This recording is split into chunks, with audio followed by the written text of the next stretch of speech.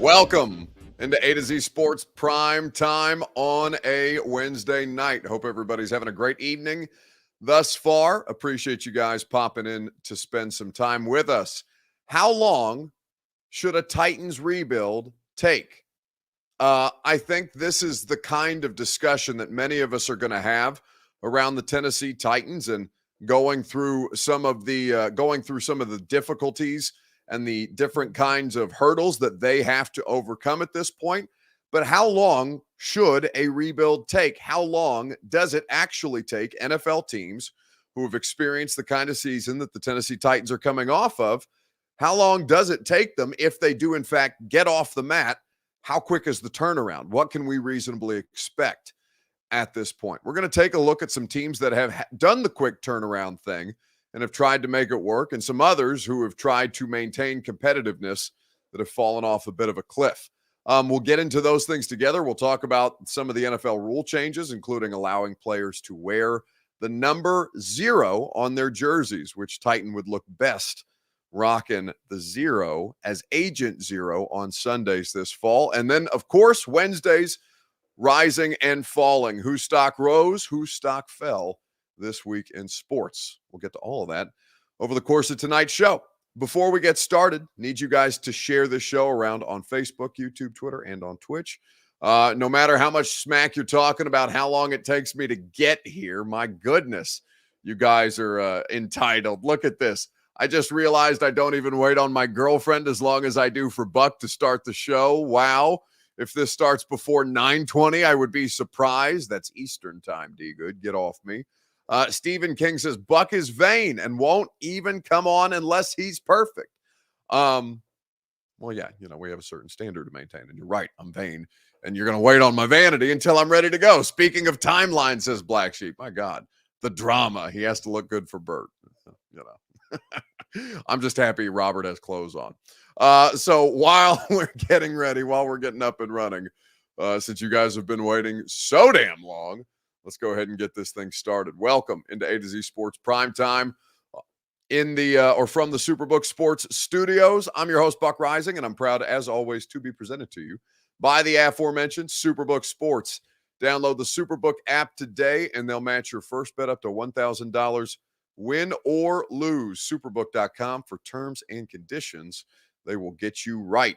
The Ashton Real Estate Group of RE/MAX Advantage. GaryAshton.com is where you go for your dream address without the stress. Get the intel edge you need to succeed at GaryAshton.com. And the True Math Fitness in the Gulch, TrueMathFitness.com for your first workout free.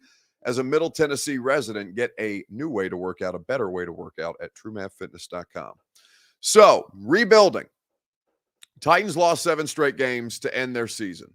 And now the question, we've spent many months and will continue to do so, talking about it once their season gets underway.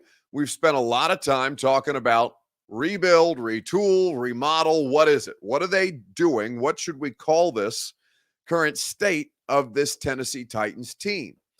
And so when you look at where they're at and how they're trying to compete in a conference that has the best quarterbacks in football, bar none. Aaron Rodgers, whenever it happens, if it happens at this point, until it does, I guess we can't just assume that Aaron Rodgers is going to play for the New York Jets. But Aaron Rodgers is just like a side piece in what is the AFC menu of quarterbacks, the gauntlet of quarterbacks that you have to work your way through, not just in the divisions, but when we get to the postseason as well. Wild card divisional AFC championship game. Joe Burrow, Josh Allen, for the time being Lamar Jackson, potentially Aaron Rodgers, Patrick Mahomes, of course. Jimmy Garoppolo has come over to the AFC. You're seeing a lot more veteran quarterbacks come to the AFC as a means of this, of teams trying to compete. Russell Wilson, though he might be washed, we'll find out under Sean Payton, I still think that they have the ability to pose a threat. I don't know what to make of guys like Mac Jones. I think I feel a lot better about Trevor Lawrence. Both are in the AFC at this point, and we'll see what Miami is able to do with Tua. The AFC is quarterback stacked. And so where the Titans factor into all this is they try to find ways to win with their current quarterback situation, which doesn't look like it's changing in 2023. What can you realistically expect from the Titans as they try to get off the mat? So let's talk about it on Facebook, YouTube, Twitter, and Twitch as we get into this discussion together on the primetime show. How long will it take to make this Titans team competitive? Now, your definition of competitive, it can vary if you want it to. You can make it mean competitive within the division because they have to do that.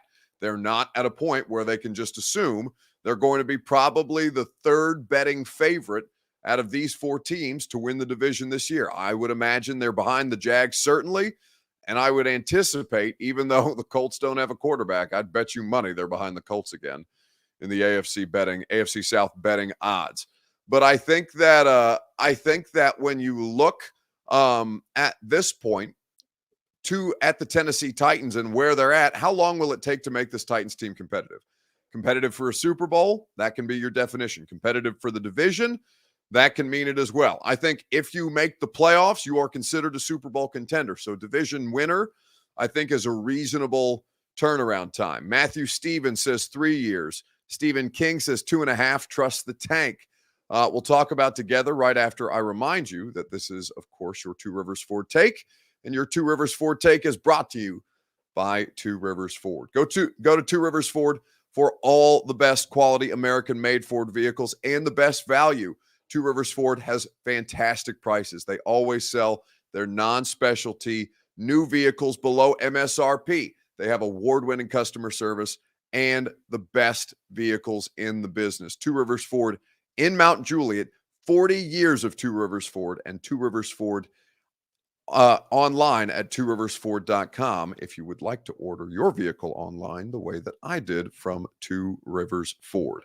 So, how long will it take to get this thing turned around, truly, to make it competitive? Anthony Ham says 3 to 4 years until we get wide receivers, says Chris Frazier. Jonathan Ertl is copping out. He says, depends on how injured we are. I get that, but, I think there are a great many reasons why the previous administration or the head of the previous administration is no longer here, and it has more to do with just injury. Randy Howard says 1 to 2 years, depends on whether they trade for the future at quarterback or Willis makes a giant leap in year 2. Malik Willis, his development matters a great deal in all of this. If he doesn't make significant progress, they're not married to him. It would be tough to cut him, but you could cut him. You could try and trade him. I don't know what his value would be. You might be able to get something for him, but I think a lot of teams are going to cite that tape and look around and be like, I don't know. I think it would be fascinating if the Titans still tried to get up in this quarterback draft. I think they could. I think Malik Willis would make a lot of sense for a trade package. I also think Ryan Tannehill would make a lot of sense for a trade package. But I think that when you look at the cost-benefit analysis of what it is to move these guys at this point and who you would probably be landing on, say if the Titans were to really get up in this thing, going from 11 overall to 3, theoretically. Arizona is the team picking at 3. Arizona doesn't necessarily have a pressing need at quarterback. They can probably get Will Anderson later on in the draft. I don't know that they could get him at 11, but they could still get a damn good player on offense or defense. They need both at this point, and they're in a different situation than the Titans are. If the Titans were to trade up to 3, they would probably be picking from Will Levis or Anthony Richardson. I would hope that the choice would be Richardson if you were going up that far, given what we think Levis to be, which is at the high end. I believe Will Levis at the high end ends up having a career like Ryan Tannehill's, which is a really, really good NFL career. A couple of Pro Bowls here and there, some big moments that'll wow you. And, heading into age 35, a really, really nice NFL career. Ryan Tannehill will have had a lot of success, will have made a lot of money for himself and his family, generational type wealth. I think that's a great bar for somebody like Will Levis to achieve at, but that Anthony Richardson has higher level traits. So I think it would be fascinating. I think that it would make a lot of sense to put Malik as a part of that package if a team who was, if the Cardinals were interested in Malik, which they might be, because Monty Ossenfort might be still curious about the Malik Willis experience, given that he was on the staff that drafted Malik here in Tennessee. Who's to say? We'll talk about this a little more right after I remind you that the Primetime Show is presented by the Superbook Sports app. Download the Superbook Sports app today, and they will get you in on all the action for all your favorite teams, all your favorite major sports. Superbook has you covered. There's no better place to wager. There's no better place to get the best odds boosts and promo bets. It's the best wagering app around with a direct line to experienced bookmakers behind the counter on the strip. Plus, you can get a $250 bonus when you sign up, deposit, and wager in the same day. So don't let spring pass you by without winning money with Superbook Sports. Visit superbook.com for terms and conditions. Gambling problem? Call the Tennessee Red Line, 1-800-889-9789. So, how long should it realistically take this administration to turn the Titans around? Well, with the pieces in place, I think the quarterback's still plenty talented enough. I think that when you look at Ryan Tannehill and where he's at with only 1 year left on his deal, I think it makes a lot of sense to keep him for 2023. I think it makes a lot of sense to find a better developmental quarterback situation behind him. If that's Richardson, if they feel that's Levis, I might disagree with them, but I don't know what their draft board looks like. We will see. MK Zipper Club on YouTube says Tannehill is not going to win shit. Well, he may not win shit, but it's not necessarily just about that. It's trying to put yourself in the best possible position to win at a high level at some point in the next couple of years. We're talking about a turnaround. They are clearly in a situation where they need to rebuild a lot of the shit that's around here. Ryan Tannehill is a plenty good enough, he's a better than good enough bridge quarterback to put you in a position to succeed if you think that you need to do the thing, which we've talked about, which we've potentially discussed, going up and get a quarterback for the future, and likely a developmental quarterback at that, with higher level traits, a higher level ceiling than what you have currently on the roster.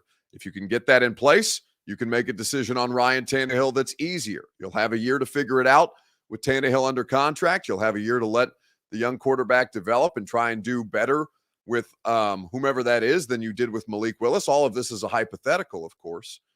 But I think that you have the potential to do all of those things, and Ryan Tannehill makes plenty sense.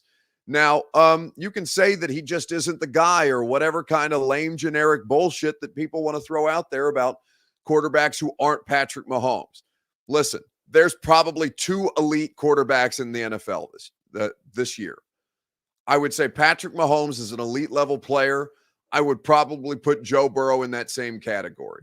I don't think there's many other elite players at the position. There's different tiers of guys. You may think that Ryan Tannehill is in a different tier. And I'm not here to have the same dumbass Ryan Tannehill. Is he good enough? Isn't he good enough? Can he get us over the hump? Is he a choker? Is he a system quarterback? The same lame talking points I've heard for 3 damn years about a quarterback who has won a great many football games. Again, I don't care one way or the other about how far they go this year. But if you are going to ignore the situation that you have comparative to the rest of the league, where everybody else is trying to figure out the exact same kind of shit as you are, then I don't know what you want them to do right now, because you can't just trip and fall into a Mahomes.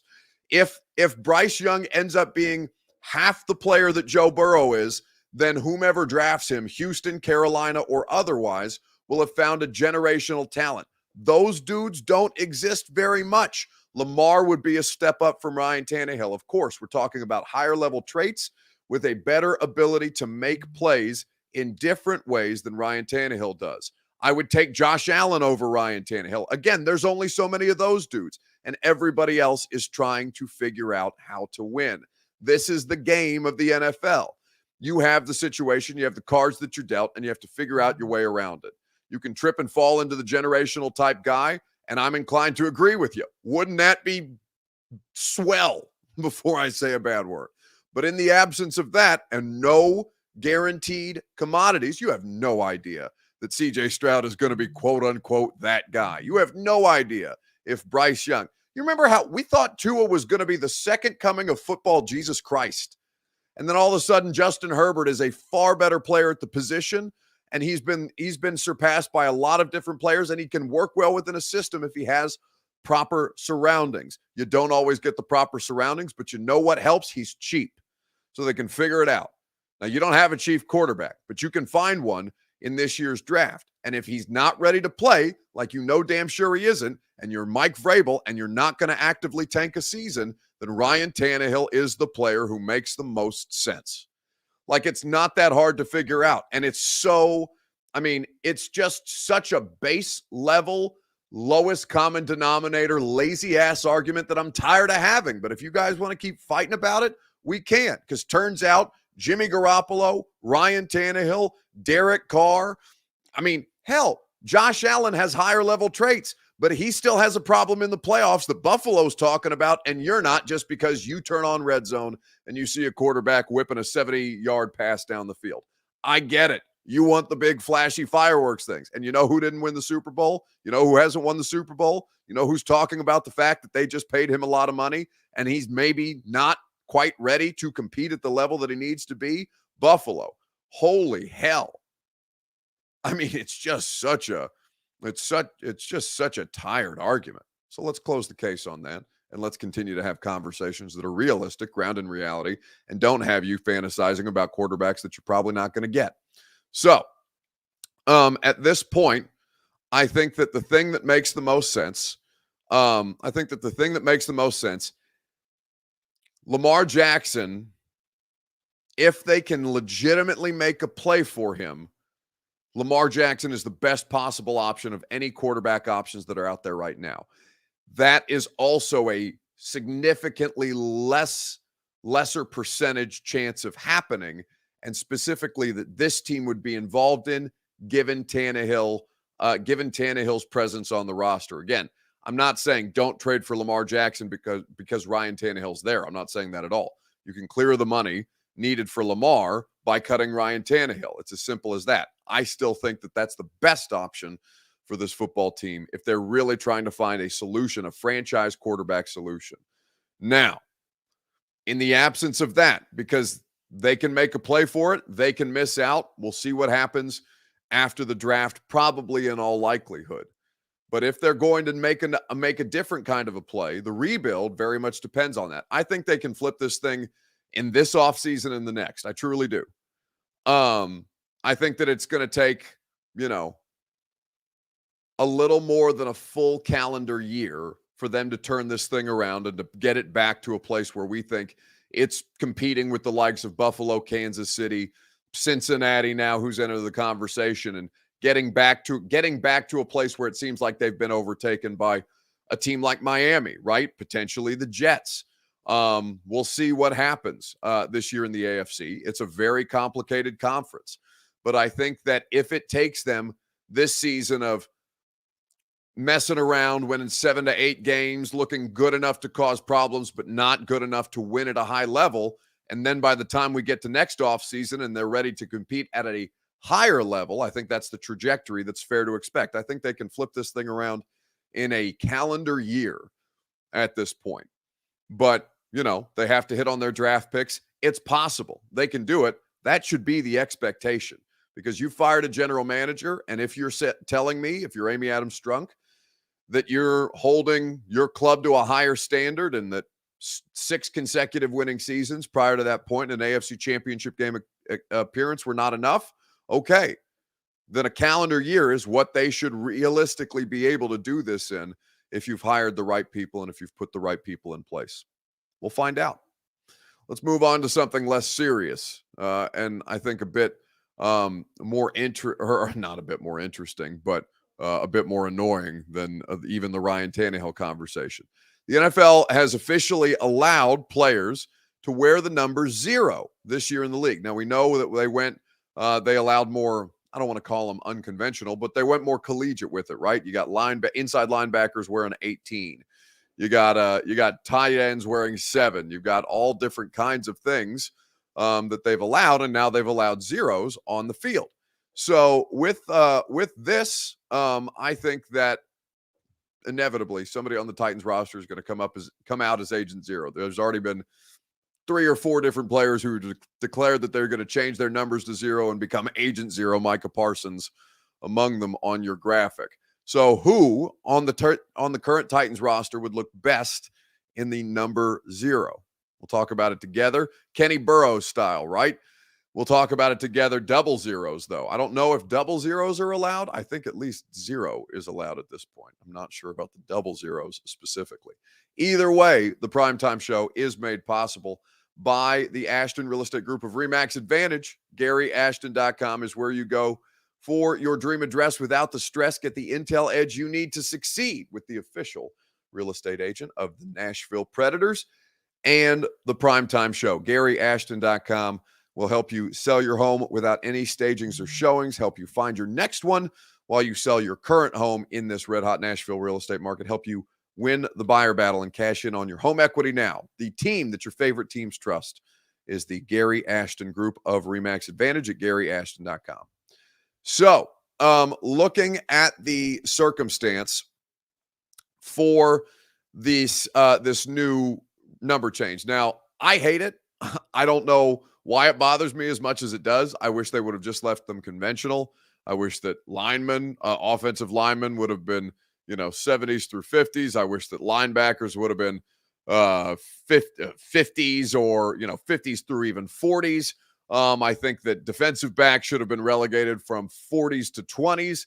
Like, it was so much cleaner, so much easier for me to be able to identify players when I watch them. But, these are selfish problems that I have with it.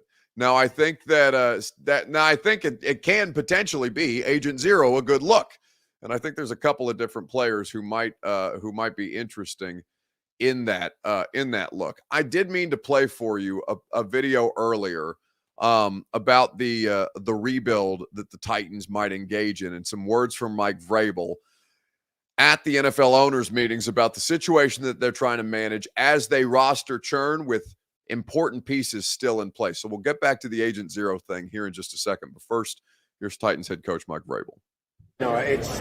We've decided that we want to make a connection, a personal connection with every player on our team, with every coach.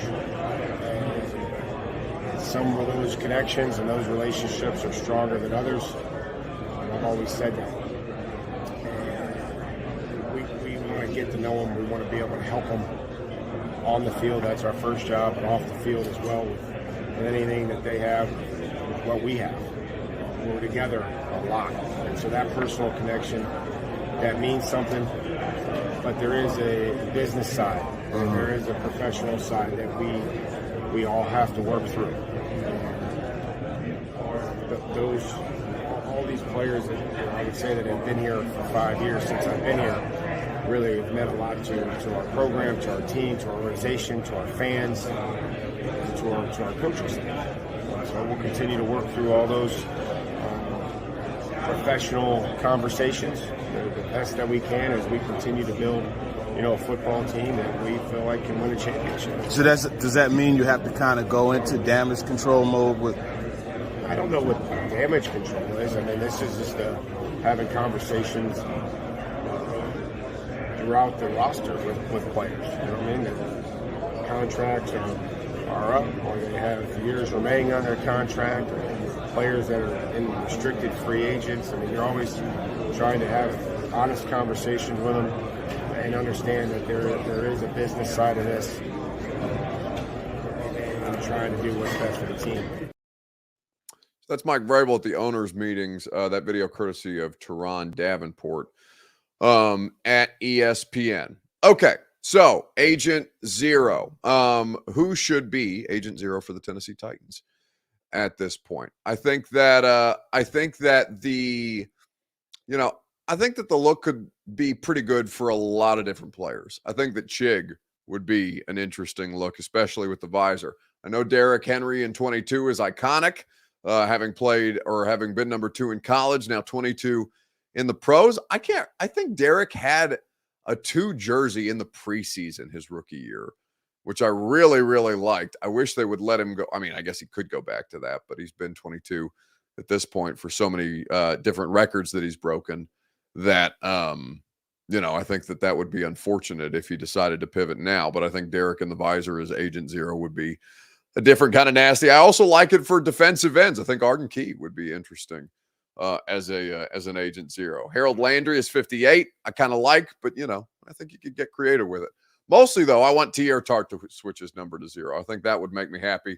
Just a big old hunk of Pop Tart in the middle of the defense, swatting passes, intercepting Colts quarterbacks, and rolling around with a big old 0 on his belly. That makes me happy. What was the Mike Keith call? I can't do it the way that the voice of the Titans can, but he's just so good at it. It's like, I'm not going to imitate Mike Keith. I'll embarrass myself. And Robert will record it and put it out somewhere on the internet. Then I simply cannot have these things. So, we got to play a defense against that. Offense and defensive line can't have 0. That's really, then why change the rule? What a shame. Anyway, let's move on to rising and falling. Whose stock went up? Whose stock went down this week in sports? We'll talk about it together. Right after I remind you that Primetime is presented by TrueMath Fitness in the Gulch. Go to TrueMathFitness.com for your first workout free. As a Middle Tennessee resident, they'll help you get right, get in shape, get your fitness goals accomplished, whatever they might be. The coaching staff is incredible. The classes are fantastic. No workout ever recycled or repeated. TrueMathFitness.com is where you go to sign up for their membership options for personal training, for group classes, or just to use their open gym. TrueMathFitness.com for your first workout free. Okay, so whose stock rose, whose stock fell this week in sports? There's been a lot of discussion around Lamar Jackson at this point, and I think a lot of different players are keeping an eye on this. A lot of different quarterbacks are keeping an eye on the Lamar Jackson guaranteed contract negotiations and about how it's gone. There's been a couple of different things that the Titans have going on contractually that are difficult to navigate, but nothing quite like what Baltimore is dealing with Lamar. Now, I don't necessarily think he's hurt his stock. I think Lamar Jackson's value is Lamar Jackson's value, and I think that's what the NFL is trying to tell him too. It's just they, fundamentally disagree on where it is that this player should be valued right now, and it seems that he's getting frustrated with people who are citing things about questioning the reason for his value or why NFL teams should be questioning his value when considering offering him a fully guaranteed contract. Well, not just 10 games. Also did not finish the season at either time at a time when the team obviously would have loved to have him out there to make a playoff run. Lamar, for the first time, I think, explains really what happened at the end of last season. And there was a lot of questions about, was he going to be able to play? Is he healthy enough to play? Is he kind of healthy but just can't go out there and be the Lamar Jackson that we've all seen, who is a great player? And it seems like it's the latter. For the first time, Lamar Jackson speaking out, as he has done this week, probably more than at any other point in his career, saying that he did not feel like he could 100% be the Lamar Jackson that we know, and he didn't think it was fair to be that. It is also worth noting, Mike, that we were all in Arizona this week. Many of the owners and head coaches spoke. Many who did not have the Patrick Mahomes or Justin Herberts or Joe Burrow, they weighed in on Lamar, and not one person, to our knowledge, said, yes, we want to sign him to an offer sheet. Perhaps he's reacting to that as well. Which is still kind of crazy, right? Not one team, when asked at the NFL owners meetings this week, came out and said, we want Lamar Jackson. I can't even begin to imagine why. Now, I get the owner's position, the precedent that they're trying to avoid, the thing that the Browns really banged everybody with, which is the Deshaun Watson fully guaranteed deal. But I think that the stock for NFL ownership has gone up this week because they are holding strong as a unit against a former NFL MVP at the quarterback position, who all of them know. If you're Atlanta, if you're Washington, if you're the Jets, honestly, I think Lamar makes so much more sense for the Jets than Aaron Rodgers does, because at least you'd have Lamar for a long-term deal instead of just maybe 1 year on an ayahuasca trip. if you're Aaron Rodgers. Like, this many teams saying no on Lamar Jackson is crazy to me. Completely crazy to me. So, for the NFL ownership, he's not getting what he wants. That's a stock up type situation. Stock down, I don't know if Lamar's stock is dropping, but I think his frustration is becoming more and more obvious for everybody, and understandably so. He should be continuing to ask for a full and guaranteed deal as long as there is a quarterback in the last cycle who got one, and Deshaun was. But it does seem, and Ian Rappaport made this point later on the NFL Network, I think in the same day as the first clip that I showed you, that Lamar Jackson may best just be off trying to figure out things with the Baltimore Ravens. I don't know what Lamar Jackson's cause is. I don't know what his ultimate goal is. And I think that's been one of the difficulties for the Baltimore Ravens as well. Does he want to be on another team? My understanding of his trade request was to the Ravens essentially, if you aren't going to pay me, then let me go find someone who will, which is, to me, different, Mike, than maybe a trade request, because it did sound like, at least the version that I received, that he would prefer to be a Baltimore Raven if they were to pay him, with the second best option being getting an offer sheet from someone else, which the Ravens could still then potentially match. I know a lot of teams do believe they would potentially match. But this has been an interesting week in Arizona. I mean, I'm not still in Arizona, but we were in Arizona. Many, many teams came out, loved the player, said great things about him, but explained why they would not pursue him. Does Lamar Jackson, at the end of all this, kind of realize maybe the best market is with the Ravens? Would be curious to know the answers to those questions. I mean, it's insane to me, right? And I just saw this tweet from Evan Kaplan at ESPN. After comments from their coaches and owners in the last few days and the lack of interest in Lamar Jackson, there's some pressure on Sam Howell and Desmond Ridder in the 2023 season. Ridder threw 2 touchdowns in 4 games as a rookie.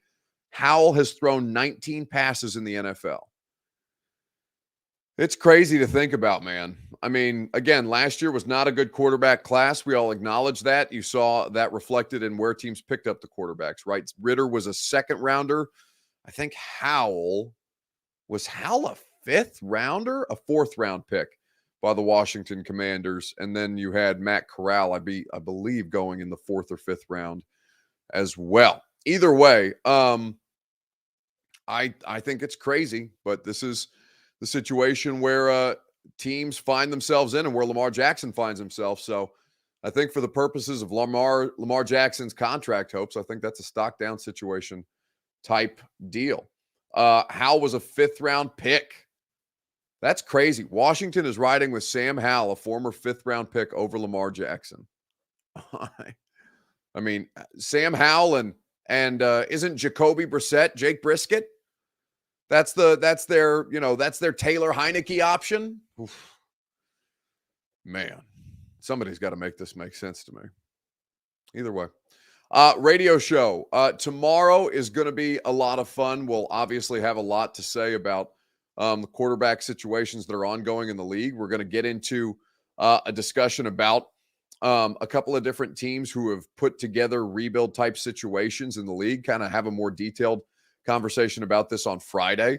By the way, speaking of the radio show, Titan Center, or former Titan Center, I still got to get used to former Titan Center, Ben Jones. Ben Jones is going to co-host the last hour of the Friday show with me from 12 to 1 p.m. Central Time. So Ben's going to come in studio. We're going to hang out. We're going to talk about how it was that his Titans career came to an end and everything that's going on with him and how he looks at this franchise right now and what the next step might be. So that's on Friday's show from 12 to 1 on 104.5 The Zone. Going to be a lot of fun. I know we're going to take some calls too. I know a lot of you guys are excited to hang out with Ben and have Ben hang out on the radio show with us. But we'll do that Friday. Tomorrow, I'm trying to think who Lucas told me was on the show. I can't remember off the top of my head. I don't know if Robert does either. I think maybe Jimmy Wyatt from the owners' meetings. Perhaps. Either way, I just got double middle fingers from Bert, which means it's time to end the show. Have a great rest of your night. I'll see you guys tomorrow at some point on radio or primetime. Are you surprised to hear that? Certainly not. The first year we took it to the limit. And I was in Miami with my new beach house. Well, it was a couple minutes from the beach. It's been 20 years since then. We haven't been too strong in the last few years. Oh, we've been strong. We're just playing by the rules. You can't have a newcomer come in and steal a show.